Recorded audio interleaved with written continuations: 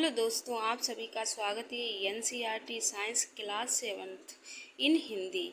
तो इसमें हम क्लास 7th की जो एनसीईआरटी बुक है उसका हमने एक पार्ट करा दिया है। अगर आपने ना देखा हो तो आप उसे कंप्लीट कर लीजिए। यहाँ पे हमारा सेकेंड पार्ट रहने वाला है। सेकेंड पार्ट में हम क्रियाकलाप से स्टार्ट करते हैं।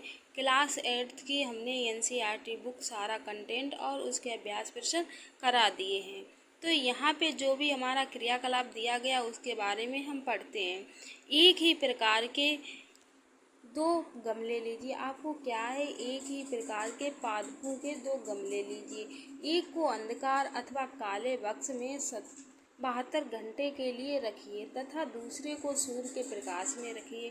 दोनों पादपों की पत्तियों में आयोडीन परीक्षण उसी प्रकार कीजिए जैसे आपने कक्षा 6 में किया था। आपने अवलोकनों को नोट कीजिए। अब उस गमले को जिसे आपने अंधकार में रखा था, अब आप उस गमले को लीजिए जिसे आपने अंधकार में रखा था और 2-3 दिनों के लिए सूर्य के प्रकाश में रख दीजिए तथा पुनः उसकी पत्तियों पर आयोडीन परीक्षण कीजिए। आपने प्रक्षेपण और अपनी नोटबुक में उन्हें क्या करना, आपको नोट करना, लिखें। हरी पत्ती के अतिरिक्त अन्य वर्णक रंग की पत्तियों में भी क्लोरोफिल उपस्थित होता है, मतलब होता है, परंतु इन पत्तियों में उपस्थित लाल, भूरे अथवा अन्य वर्णक क्लोरोफिल के हरे रंग को क्या कर लेते हैं, प्रच्छादन कर लेते हैं, उसे ढक लेते हैं। इन पत्तियों में भी प्रकाश संश्लेषण होता है और इन पत्तियों में क्या होता है, प्रकाश संश्लेषण होता है। अपने गीले दीवारों पर तालाब अथवा ठहरे हुए जलाशय में अब पंखी कई जैसे पादप देखे होंगे। सामान्यतः कुछ जीवों की वृद्धि के कारण बनते हैं, कुछ जीवों की जो वृद्धि होती है उसके कारण बनते हैं। उन्हें हम क्या बोलते हैं, शैवाल बोलते हैं। क्या आप कल्पना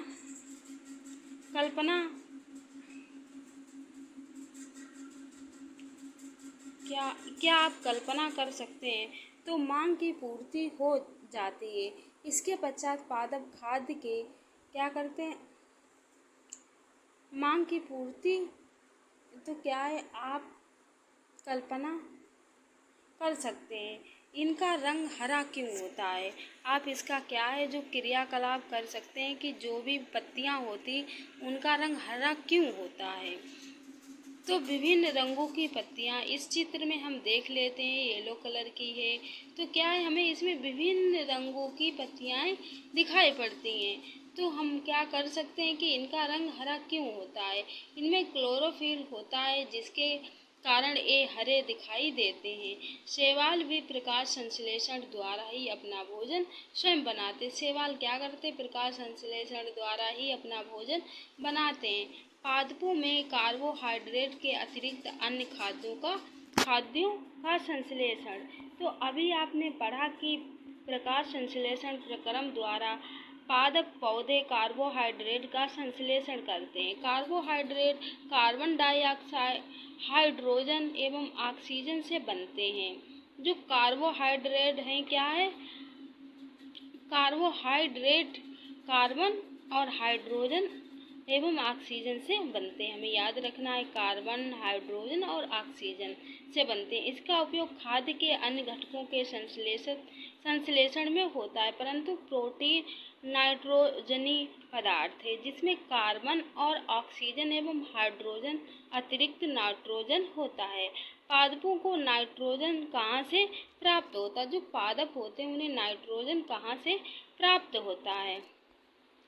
तो याद कीजिए, वायु में नाइट्रोजन गैसीय अवस्था में प्रचुर मात्रा में पाई जाती है, परंतु पादप इसका अवशोषण इसी रूप में नहीं कर सकते हैं।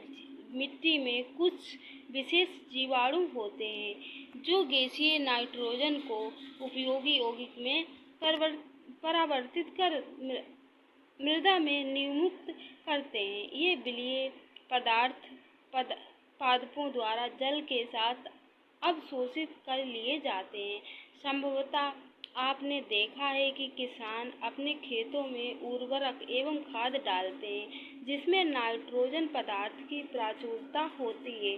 जो खाद और उर्वरक किसान अपने खेतों में डालते हैं उसमें नाइट्रोजन की क्या होती है, नाइट्रोजनी पदार्थों की प्रचुरता होती है। इस प्रकार अन्य संगठनों के साथ पादपों को नाइट्रोजन की क्या है, नाइट्रोजन की मांग की आपूर्ति की हो जाती है। इसके पश्चात पादप खाद्य के अन्य संगठनों जैसे कि प्रोटीन एवं वसा का संश्लेषण करते हैं। पादपों में पोषण की अन्य विधियाँ, जो पादप हैं उसमें पोषण की अन्य विधियाँ क्या हैं? कुछ पादप पौधे ऐसे भी हैं जिसमें क्लोरोफिल नहीं पाया जाता है, वे भोजन संश्लेषित नहीं कर सकते। हमें याद रखना है कि जिन पत्तियों में जो पादप होते हैं उनमें जो पत्तियां होती हैं उनमें क्लोरोफिल नहीं पाया जाता है, तो वे अपना भोजन भी स्वयं नहीं बना पाते हैं, तो वे भोजन संश्लेषित नहीं कर सकते हैं। वे कैसे जीवित रहते हैं तथा वे पोषक किस प्रकार प्राप्त करते हैं? मनुष्य एवं अन्य प्राणी की तरह से पादप भी अपने पोषण के लिए अन्य पादपों द्वारा निर्मित खाद्य पदार्थ पर निर्भर होते हैं। ये विषमपोषी प्रणाली के उपयोग करते हैं। तो ध्यान से देखिए, क्या आपको एक वृक्ष के तने एवं शाखाओं से लिपटी रस्सानुमा पीले रंग की संरचना दिखाई देती है? हम नीचे चित्र में देखते हैं, ये अमरबेल का पादप है। इसका नाम क्या है? अमरबेल। इसमें क्लोरोफिल नहीं होता है। ये अपना भोजन उस पादप से प्राप्त करते हैं जिस पर वे आरोहित होते हैं, जिस पर वे क्या होती है, लिपट जाती है। तो उसी पर क्या करता है, अपना भोजन उसी से ग्रहण करता है, उसी से अपना भोजन। तो ये क्या होते हैं, परपोषी होते हैं। क्योंकि अमरबेल जैसे ही पादप परपोषी को अमूल पोषकों से वंचित करते हैं, इन्हें परजीवी कहते हैं। क्या हम एक अन्य जंतु परपोषी, तो हम इस चित्र में देख सकते हैं कि अमरबेल क्या है, इसमें क्लोरोफिल नहीं पाया जाता, इसीलिए क्या है, अपना भोजन भी नहीं बना पाती है। तो ये क्या दूसरे पर निर्भर होती है, तो इसे क्या कहते हैं, परपोषी पादप अमरबेल। अमरबेल कैसा है, परपोषी पादप है। तो क्या है, इस प्रकार के परजीवी हैं। आपको इस पर विचार करना चाहिए कि अपने अध्यापक से इस विषय पर चर्चा कीजिए। तो क्या आपने ऐसे पादपों को देखा अथवा उनके विषय में सुना जो जंतुओं का भक्षण करते हैं? कुछ ऐसे पादप भी हैं जो कीटों को पकड़ते हैं तथा उन्हें पचा सकते हैं। क्या यह विषमकारी नहीं है? ऐसे पौधे हरे या अन्य किसी रंग के हो सकते हैं। तो पादप को देखिए, इसकी घड़े घट के समान दिखाई देने वाला, ये क्या है, हमारा पर्यावरण में भी पाया जाता है। तो इसमें जो इसके बारे में हम पढ़ लेते हैं, इसकी घड़े घट के समान दिखाई दे, ये कैसा है, घड़े के समान दिखाई देता है। नीचे हम चित्र में देखेंगे, पहले हम इसका कंटेंट पढ़ लेते हैं। तो क्या है, ये घड़े नुमा दिखाई देता है। इसकी देने वाली संरचना वास्तव में उसकी पत्ती का रूपांतरित भाग है। पत्ते का शीर्ष भाग घड़े का ढक्कन बनाता है। जो पत्ते का शीर्ष भाग होता है वो क्या करता है, ढक्कन बनाता है। घड़े के अंदर अनेक रोम होते हैं जो नीचे की ओर ढलके रहते हैं। क्या होते हैं, ढके रहते हैं, अर्थात अधोमुखी होते हैं। जब कोई कीट घड़े में प्रवेश करता, जब कोई कीट क्या होता है, घड़े में घुसता है, तो ये उसके रोम के क्या करता है, ढक्कनुमा। आप इस चित्र में देख लेते हैं, इसकी संरचना कैसी है, घड़े को रूपांतरित करती है। तो हम चित्र में देख सकते हैं, इसे घटपर्णी या पिक्चर पादप में घड़े एवं ढक्कन जैसी संरचना होती है। तो आगे देख लेते, आगे हमने क्या पढ़ा था। तो उसके रोमों के क्या है, बीज फंस जाता। उसके रोम जो होते हैं उनके बीच क्या होता है, कीड़ा फंस जाता अगर इसके अंदर प्रवेश करता है। तो घड़े में उपस्थित पाचक रस द्वारा कीटों को पाचन हो जाता है। कीटों का भक्षण करने वाले ऐसे पादप कीटभक्षी या पादप कहलाते हैं। ऐसे पक्षी को क्या कहलाते हैं, कीटभक्षी पादप कहलाते हैं। वीनस फ्लाईट्रेप तथा संदीव कीटभक्षी पादपों के दो अन्य उदाहरण हैं। इनके बारे में जानकारी प्राप्त कीजिए। तो क्या ये संभव है कि इस प्रकार के पादपों को मृदा से भी सभी पोषक नहीं मिल पाते हैं जिनकी उन्हें आवश्यकता है? तो मृतजीवी देख लेते हैं। मृतजीवी, आपने बाजार में छत्रक या मशरूम बिकते देखे होंगे। तो वर्षा के दिनों में वृक्षों की सड़ी गली, टूटी टहनियों अथवा तनों या छाल पर छाते के समान संरचनाओं के गुच्छे भी आपने देखे होंगे। आइए देखें कि जीवन यापन हेतु इन्हें किस प्रकार के पोषकों की आवश्यकता होती है और वे उन्हें कहाँ से प्राप्त होते हैं। तो बूझो जानना चाहता है कि ये जीव अपना भोजन किस प्रकार बना प्राप्त करते हैं। इसमें प्राणियों के समान मुख नहीं होता है, ये हरे पादपों के समान भी नहीं होते हैं। इनमें क्लोरोफिल अनुपस्थित होता है, अतः ये प्रकाश संश्लेषण द्वारा भोजन का संश्लेषण नहीं कर सकते हैं। तो आगे देख लेते हैं के रूप में अवशोषण करते हैं इस प्रकार की। तो इसमें पहले हम क्या करते, इनका चित्र देख लेते हैं। छत्रक के पैकेट और सड़ी गली वस्तु पर उगा छत्रक। तो इसमें चित्र में हम अब क्रियाकलाप 2 कर लेते 1.2। तो इसमें क्या, ब्रेड डबल रोटी का एक टुकड़ा लेकर इसे जल में भिगो लें। इसे किसी नम एवं उष्ण स्थान पर 2-3 दिन के लिए रख दीजिए अथवा उस समय तक रखे रहने दीजिए जब तक कि उस पर रोएं जैसी संरचना दिखाई नहीं देने लगे। आपको कितने दिनों तक रखना, जब तक उसमें रोएं जैसी संरचना दिखाई ना देने लगे। ये धब्बे किस रंग के हैं, किसी आवर्धक लेंस अथवा सूक्ष्मदर्शी की सहायता से इनका अवलोकन कीजिए। अपने प्रक्षेपणों को नोटबुक में लिखिए और बहुत संभव है कि आपको रुई के धागों के समान संरचना दिखाई पड़े। ये जीव कवक या फंजाई कहलाते हैं। जो रुई जैसी संरचना ब्रेड के ऊपर दिखाई पड़ती है क्या कहलाती है, कवक या फंजाई कहलाती है। इनकी पोषण प्रणाली अथवा पोषण विधि भिन्न प्रकार की होती है। ये मृत एवं विघटनकारी सड़ने वाली वस्तुओं जैसे पदार्थों की सतह पर कुछ पाचक रसों का स्राव करते हैं तथा उसे साधारण व विलीय के रूप में परिवर्तित कर देते हैं। तत्पश्चात वे इस विलयन का भोजन बना लेते हैं। जो इसमें हम देख लेते हैं रुई जैसी क्या इस पे ग्रीन कलर की संरचना बन गई है। तो ब्रेड पर उगती कवक, जो ब्रेड पर क्या है, उगती हुई कवक है। तो आगे देख लेते हैं तत्पश्चात इस विलयन का भोजन के रूप में अवशोषण करते हैं। इस प्रकार के पोषण प्रणाली को जिसमें जीव किसी मृत एवं विघटित जैविक पदार्थों से पोषक तत्व प्राप्त करते हैं, मृत जीव पोषण कहलाते हैं। मृत जीवी पोषण प्रणाली का उपयोग करने वाले जीव मृत जीवी कहलाते हैं। तो हमें क्या याद रखना, जो मृत जीवी पोषण होते हैं प्रणाली का उपयोग करते हैं उन्हें क्या कहते हैं, मृत जीवी कहते हैं। कवक या फंजाई अचार, चमड़े, कपड़े या अन्य पदार्थों पर उगते हैं। कवक फंजाई जो क्या होते हैं, जो अचार होता है सड़ने लगता है, चमड़ा होता है, कपड़े होते हैं, अन्य पदार्थों पर उगते हैं। ये उन स्थानों पर भी उगते हैं जो नम एवं उष्ण हो। कवक की वृद्धि के लिए वर्षा ऋतु सबसे अच्छी परिस्थिति प्रदान करती है।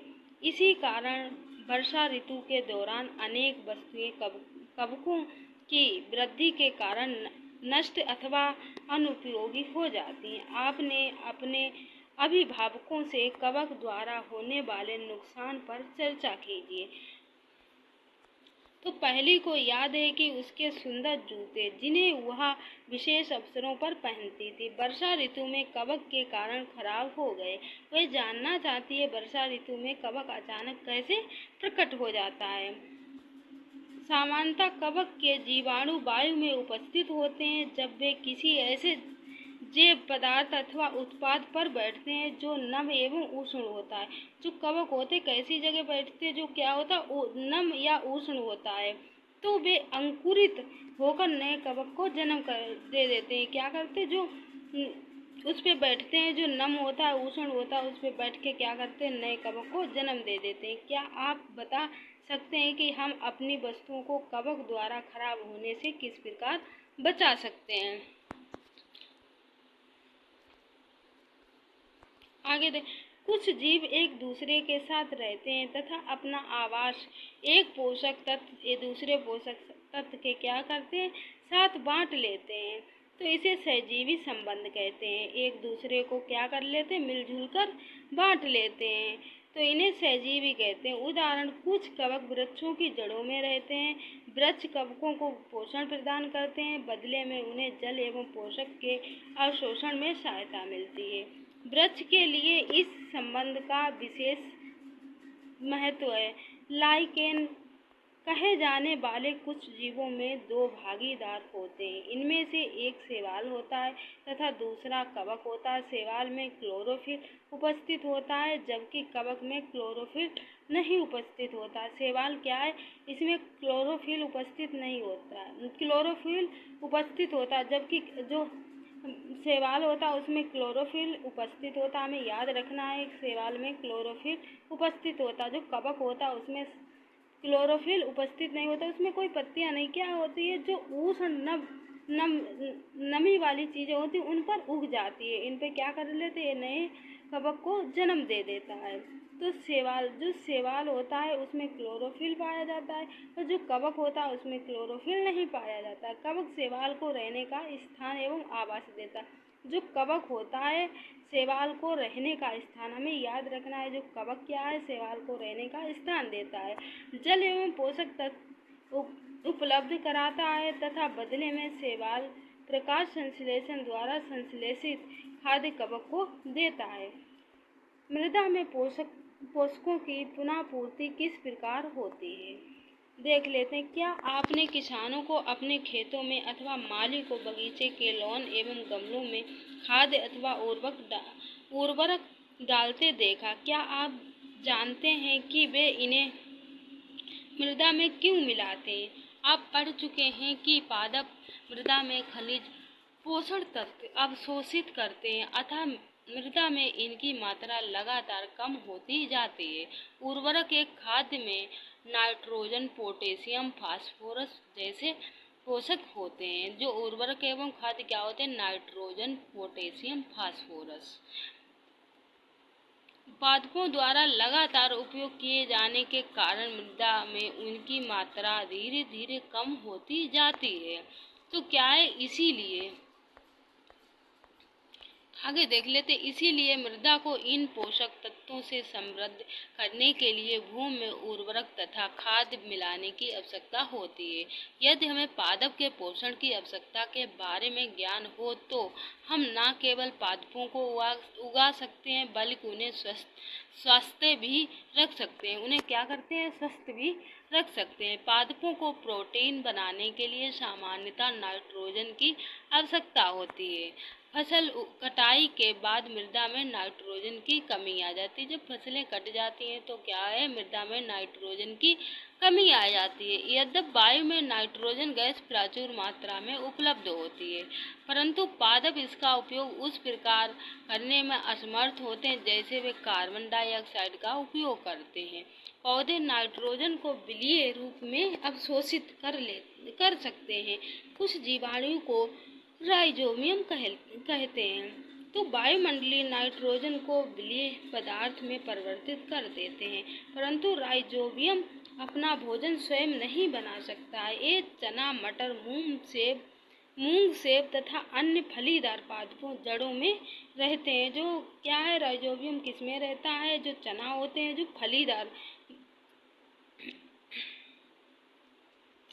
फलीदार पौधे होते हैं उसमें रहता है। तो क्या है, चना, मटर, मूंग, सेब तथा अन्य फलीदार पादपों में जड़ों में रहते हैं तथा उन्हें नाइट्रोजन की आपूर्ति करते हैं।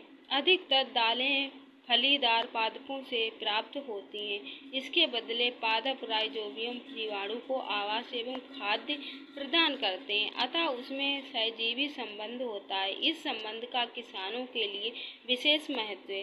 दालों की फसलों के लिए उन्हें मृदा में नाइट्रोजन उर्वरक देने की आवश्यकता नहीं पड़ती है।